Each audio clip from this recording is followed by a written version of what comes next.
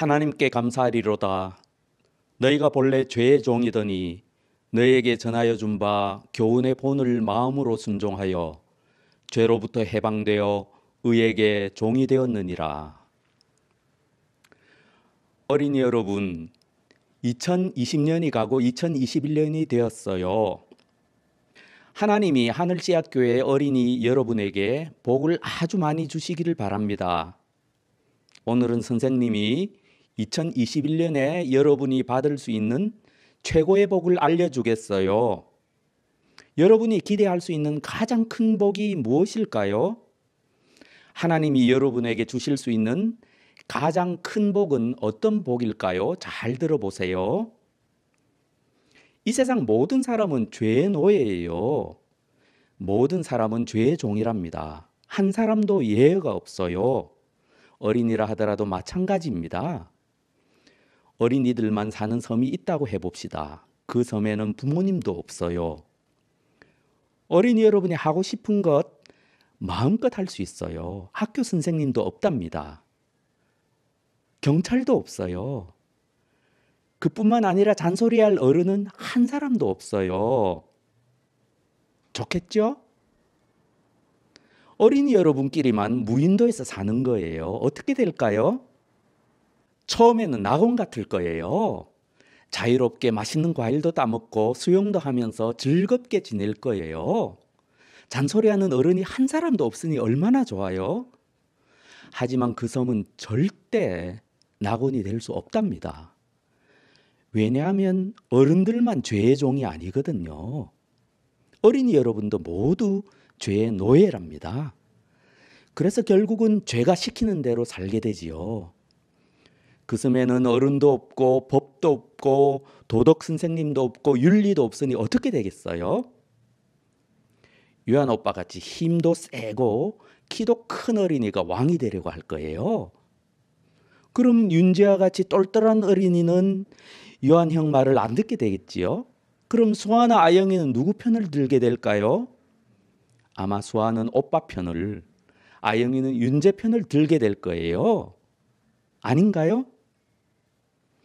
아무튼 4명의 어린이는 편이 갈라질 거예요. 그래서 양쪽 편이 전쟁을 하게 되겠지요. 윤재는 유한 형보다 힘이 약하니까 대나무 같은 걸로 무기를 만들려고 할지도 몰라요. 낙원 같았던 그 섬은 결국 어떻게 될까요? 아마 지옥처럼 되고 말 거예요. 이런 이야기를 쓴 소설이 있어요. 소설의 제목은 파리대왕이랍니다. 이 이야기는 소설이지만 진실을 담고 있어요. 그래서 이 이야기를 쓴 소설가는 나중에 노벨 문학상까지 받았어요. 이 소설이 담고 있는 세상의 진실은 무엇일까요? 모든 사람은 죄의 종이라는 거예요. 심지어 모든 어린이도 죄의 종이라는 거예요. 로마 교회 성도들도 마찬가지였어요. 그들도 죄의 종이었답니다. 그래서 바울 사도는 너희가 본래 죄의 종이더니라고 하였어요. 그런데 어떻게 되었어요? 놀라운 일이 일어났어요. 죄의 종이던 그들이 의의 종이 되었어요. 의의 종이라는 말은 하나님의 종이라는 말이랍니다. 죄의 종에서 누구의 종이 되었다고요? 네, 죄의 종이었던 사람이 이제는 하나님의 종이 되었어요. 이전에는 죄가 시키는 대로 네 하고 죄에게 순종하던 사람이 이제는 죄의 말을 듣지 않게 되었어요. 어떻게 바뀌었습니까?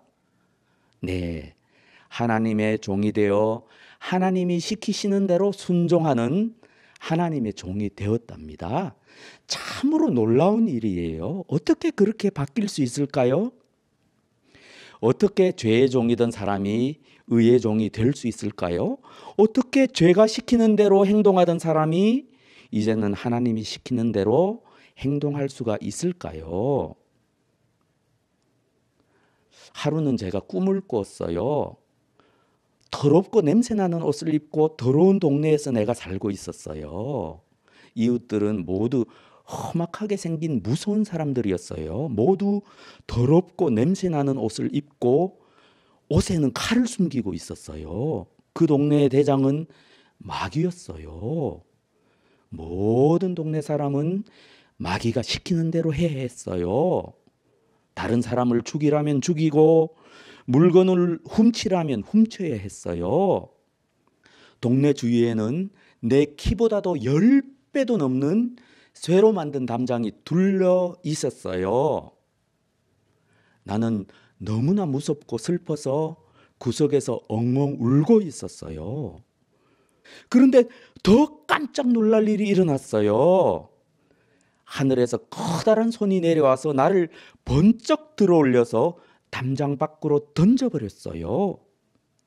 나는 기절하고 말았어요.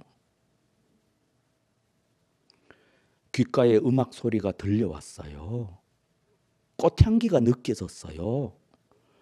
눈을 떠보니 나의 온몸이 깨끗해져 있었고 깨끗한 옷을 입고 있었어요. 새로운 동네였어요. 동네 사람들은 모두 활짝 웃고 있었고 몸에서는 좋은 냄새가 났어요. 그 동네의 대장은 하나님이셨어요. 하나님은 동네 사람들에게 늘 사랑하고 남을 도와주라고 명령하셨어요. 온 동네 사람들은 하나님의 그 명령에 기쁘게 순종하고 있었어요. 하나님 옆에는 예수님과 성령님이 계셨어요. 나는 너무나 반가워서 가까이 다가갔어요. 그런데 어이쿠, 놀랄 일이 일어났어요. 예수님과 성령님의 팔이 기중기처럼 생겼어요. 10m보다도 더 길었어요. 생각해보니 나를 번쩍 집어 들어가지고 담장 밖으로 던졌던 바로 그 팔이었어요. 나는 깜짝 놀라서 잠이 깼어요.